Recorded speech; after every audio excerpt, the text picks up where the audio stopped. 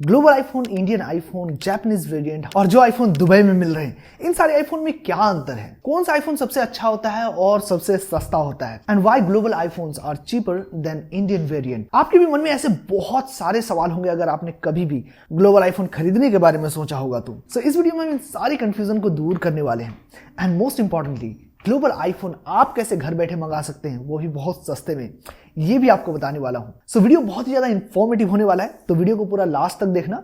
और फिर भी अगर आपके मन में कोई भी क्वेश्चन रह जाए तो नीचे आप कमेंट कर सकते हैं या फिर मुझे इंस्टाग्राम पे डीएम कर सकते हैं और we happy to help you. और मुझे उम्मीद है कि इस वीडियो को देखने के बाद और कोई वीडियो आपको देखने की जरूरत नहीं पड़ेगी।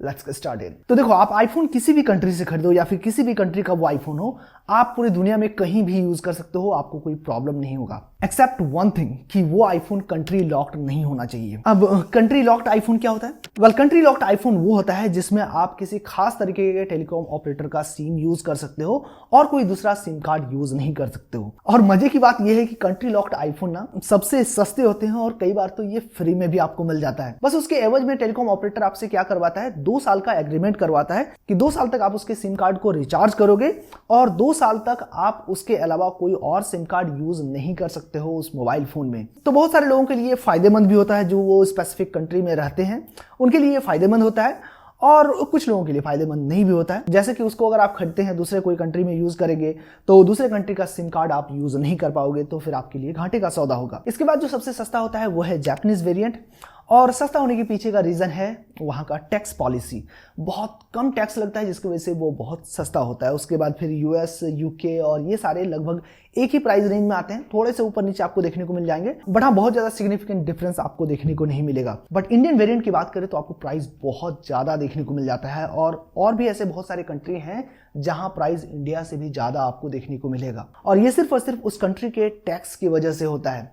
एप्पल आपसे कोई एक्स्ट्रा चार्ज नहीं करती है। एक और बात, आपने देखा होगा कि इंडिया से बहुत सारे लोग दुबई जाते हैं फ्लाइट के जरिए और दुबई से आईफोन खरीद के फिर से वापस फ्लाइट से आते हैं, फिर भी ये सस्ता पड़ जाता है इंडियन प्राइस के मुकाबले। और अगर आप दुबई जाओगे तो वहां पर आप देखोगे कि वहां सिर्फ और सिर्फ दुबई का वेरिएंट नहीं, आपको यूएस, हांगकांग, जापानीज सारे वेरिएंट आपको देखने को मिल जाएंगे, और प्राइस में आपको उतना ज्यादा डिफरेंस देखने को नहीं मिलेगा। मतलब उस पर्टिकुलर वेरिएंट का प्राइस जितना उसके कंट्री में है, दुबई में भी आपको लगभग उतनी प्राइस में देखने को मिल जाएगा।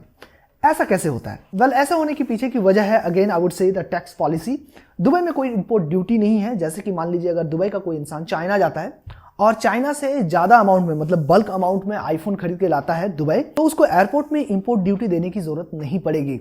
अनलाइक इंडिया में अगर आप कोई और देश से बहुत ज्यादा अमाउंट में आईफोन लाओगे तो आपको इंपोर्ट ड्यूटी देना पड़ेगा। बट आपके मन में ये भी क्वेश्चन आता होगा कि अभी जितने भी आईफोन बन रहे हैं, मतलब नॉन प्रो मॉडल्स, वो सारे के सारे इंडिया में बन रहे हैं और इंडिया से एक्सपोर्ट होकर बाहर जा रहे हैं, फिर इंडिया में इतना महंगा क्यों बिक रहा है? खैर, मैं आपका एक मिसकंसेप्शन क्लियर कर देना चाहता हूं। इंडिया में आईफोन मैन्युफैक्चर नहीं होते, इंडिया में आईफोन जो है ना असेंबल होते हैं, और असेंबल होने के लिए इसके जो पार्ट्स हैं, जैसे कैमरा हो गया, बॉडी हो गया, इसका स्क्रीन हो गया, या फिर और भी अदर पार्ट्स जैसे मदरबोर्ड वगैरह हो गए, ये सारे के सारे बाहर से इंपोर्ट किया जाता है और उसमें एप्पल को हैवी अमाउंट में इंपोर्ट ड्यूटी पे करना पड़ता है। और उसके बाद जब फाइनल प्रोडक्ट बन जाता है तो फिर से 18% का एक्स्ट्रा जीएसटी लग जाता है, और यही सब मिला के आईफोन का प्राइस बहुत ज्यादा बढ़ जाता है, नियर अबाउट 40% बढ़ जाता है। और इसी की वजह से आपको इंडियन आईफोन में प्राइस डिफरेंस इतना ज्यादा देखने को मिलता है अदर कंट्री के मुकाबले। बट अब क्वेश्चन ये आता है कि सिर्फ और सिर्फ प्राइस डिफरेंस है या प्रोडक्ट में भी कोई डिफरेंस देखने को मिलता है?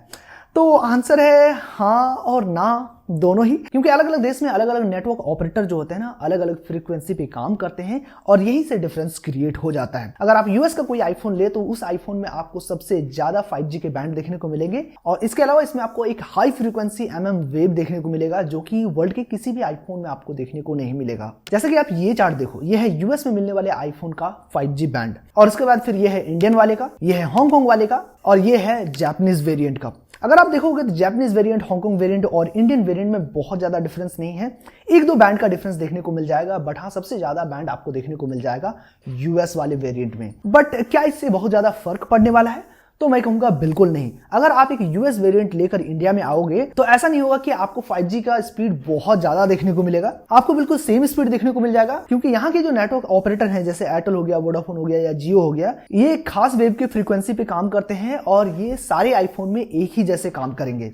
तो ऐसा कोई मेजर डिफरेंस देखने को नहीं मिलेगा। हाँ, दुबई वाले वेरिएंट में पहले क्या होता था कि आप उसमें फेस टाइम कॉल नहीं कर पाते थे, बट लेटेस्ट अपडेट के बाद अभी सारे आईफोन में आप फेस टाइम भी यूज कर पाएंगे। एक और डिफरेंस मैंने देखा है जापानीज वेरिएंट में, कि जापानीज वेरिएंट में क्या होता है कि आप उसके कैमरे का जो शटर साउंड है ना, उसको आप बंद नहीं कर सकते हो, बट हाँ, उसको भी बाईपास किया जा सकता है। जब आप जापान से बाहर जाओगे और बाहर के किसी और कंट्री का सिम कार्ड उसमें डालोगे तो फिर आप उस शटर साउंड को बंद कर सकते हो। बट स्मार्टफोन को जब आप फ्लाइट मोड में डालोगे, मतलब कोई नेटवर्क वगैरह नहीं रहेगा या फिर कोई सिम कार्ड वगैरह नहीं रहेगा, तो फिर शटर साउंड जरूर आएगा उसमें। बाकी और कोई मेजर डिफरेंस आपको देखने को नहीं मिलेगा, चाहे आप आईफोन कोई भी कंट्री से खरीदो। बस हाँ, एक चीज ध्यान में रखना कि हाँ, कंट्री लॉक्ड नहीं होना चाहिए। तो आईफोन आप किसी भी देश से खरीदो, किसी भी देश में यूज करने में कोई प्रॉब्लम नहीं होगा तब तक जब तक आपको सर्विस सेंटर जाना ना पड़े। अगर आपके आईफोन में कोई प्रॉब्लम आ गया और आप सर्विस सेंटर गए और छोटा मोटा प्रॉब्लम रहा तो एप्पल सर्विस सेंटर वाले आपसे बिल भी नहीं मांगेंगे, ऐसे ही फिक्स करके दे देंगे। बट अगर कोई मेजर प्रॉब्लम रहा तो ये लोग जरूर बिल मांग लेंगे आपसे, और अगर आपके पास बिल नहीं हुआ तो आपको वारंटी क्लेम करने नहीं देंगे। ऐसे तो एप्पल कहता है कि आप पूरी दुनिया में कहीं भी इसका वारंटी क्लेम कर सकते हो, बट हाँ, कभी कभी कुछ खड़ूस सर्विस सेंटर वाले मिल जाते हैं ना, तो बिना बिल के क्लेम करने नहीं देंगे। और बिल में अगर बिल डेट और स्मार्टफोन का एक्टिवेशन डेट मैच नहीं किया तो उसमें भी आपको वारंटी क्लेम करने ये लोग नहीं देंगे। तो ऐसा जनरली तब होता है ना जब आपको सेलर क्या करता है, अपने दुकान का बिल काट कर दे देता है। और मान लीजिए उसने आईफोन मंगाया है हांगकांग से या जापान से या फिर यूएस से, और आईफोन वहां से एक्टिवेट होके आ रहा है, और उसके बाद फिर ये अपने दुकान का बिल आपको काट के देता है ना, तो बिल डेट में और आईफोन के एक्टिवेशन डेट में